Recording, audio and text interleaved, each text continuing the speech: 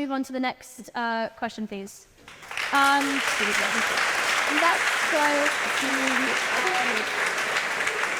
I think the member in the green jumper. Yeah. Oh, sorry, I thought it was green. Yeah. Yep. You.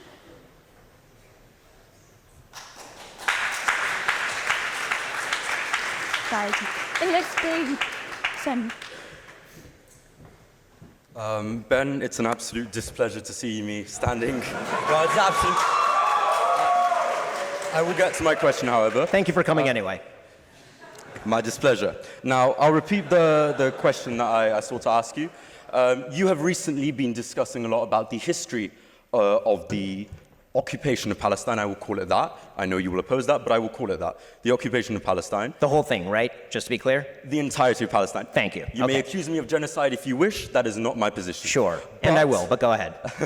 Anyway, so the point about the occupation of Palestine, you have released multiple videos. You have essentially made yourself the cheerleader of Israel in a lot of sort of Western media spaces. So I watched some of your videos about the conflict, and I found a number of inaccuracies. First of all, you describe in 1920, you refer to Jordan as part of Palestine historically. That has never been the case. There has never been a state of Jordan. British Mandate Palestine, yes.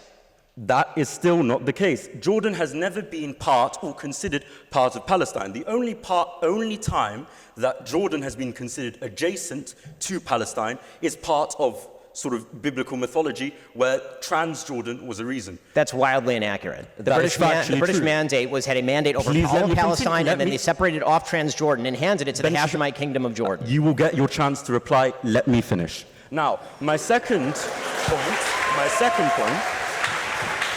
point that you have phrased constantly and consistently, and it's quite a popular Zionist talking point, is the fact that the Arabs have rejected peace every time it was offered to them. Now, I would like, of course, there's been multiple times where peace has been offered, so let's discuss some of them. The Peel Commission. The Peel Commission entailed expelling multiple Arab families and multiple Arab communities, largely agrarian, from the land in order to create a Jewish state under a colonial authority. Now, I understand, of course, you are a Zionist, so you believe that's desirable. But for the Palestinian farmers, I can imagine they would not have enjoyed that.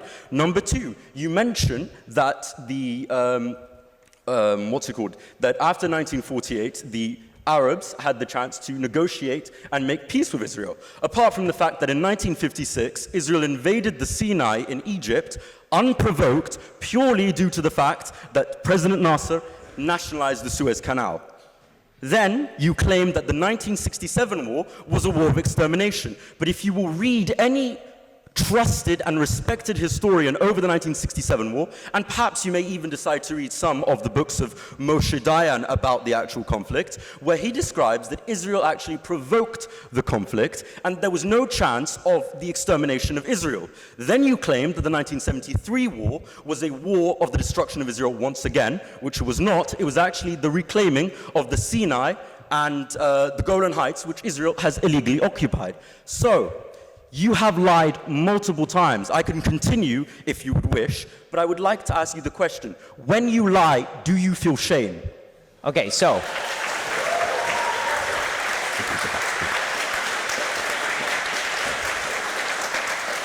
In order for me to feel shame, I would have to be lying, as opposed to you just being wrong about all of these things, which you are.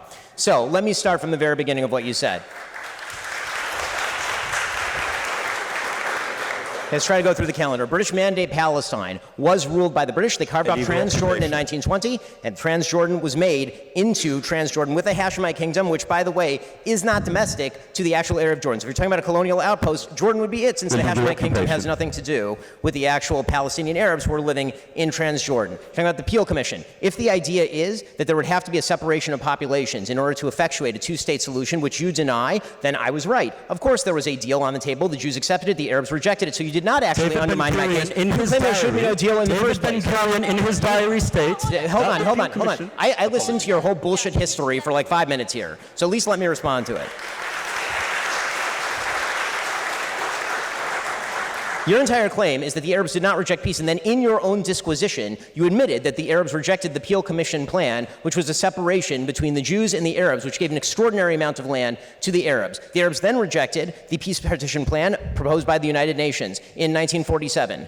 They then proceeded to reject the Oslo Accords in 93. After that, they rejected the Wye River Accords in 98. They rejected Ehud Barak's very generous offer in 2000. They rejected Olmert's very generous offer in 2008. Every single peace deal that has been proposed by Israel or anyone else has been rejected by the Arabs for a very simple reason, which was the very first question I asked you. You do not accept that there should be a Jewish state anywhere in this region. So as long as that's the case, there's literally nothing to argue about. You cannot simultaneously maintain the position there should not be a Jewish state anywhere in the region and then tell me that I'm wrong when I say that the Arabs will not accept a two-state solution. You yourself say that there should not be a two-state solution. So the first point I'll firstly address the last point that you made about the Palestine and whether there should be a Jewish state. The point you are making there is you're suggesting that the Arabs will not accept a Jewish state. Well, the reason that the Arabs would not accept the Jewish state is multifaceted. It's complex. Let me finish. So, the reason that it's multifaceted is due to a variety of dynamics. The Zionist movement arrived as a settler colonial project, and it is described as that. You can read the books of Jablonski. You can read Zionist literature from the early 20th century. It states that it was a colonial project. Now, let's address the lies that you mentioned. Let's address the refutation that you made. In 1937, the Peel Commission, if you read the diaries of David Ben-Gurion, he explicitly states that the partition was a temporary move to ensure the conquest of the full land. In 1948, there had already been an intercommunal civil war in Palestine, which had seen Jewish defense forces versus the Arab forces. There was already a conflict that preceded 1948. To claim that the Arabs simply rejected the UN partition plan is once again ahistorical. You then make They literally rejected it. How could it be ahistorical if they literally rejected it? If there was a war beforehand, and once again, you just reject fundamentally the existence of the state of Israel, period. When so I how can... attempted to interrupt you, I was told to silence. So I would ask you again, please shut up. My point now, I would like to continue, and you then mention the what was the peace plan you mentioned after? Okay, which one should we do? Should we do we finished 1948. What after? Okay, so there was the 2000 peace plan from Ehud Barak. Okay. There was the 2008 peace plan from Ehud Olmert. There was the pullout of Israel from Gaza Strip in 2005, handing it over to Hamas. Let's get the next person up now. All right. Thank you very much. Let's go.